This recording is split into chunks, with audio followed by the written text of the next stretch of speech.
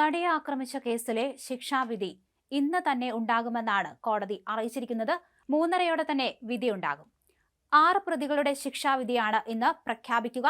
11:30 6 പ്രതികളെയും കോടതിയിലെത്തിച്ചത്.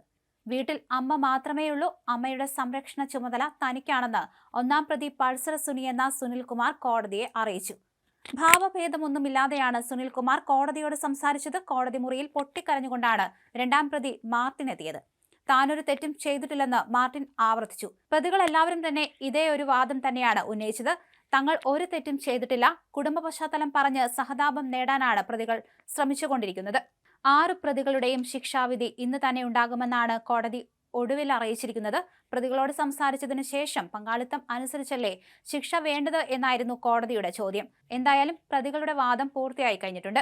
യഥാർത്ഥ കുറ്റവാളി പൾസർ സുനിയാണ്. മറ്റുള്ളവർ കുറ്റകൃത്യത്തിന്റെ ഭാഗമാണെന്നും കോടതി പറഞ്ഞു.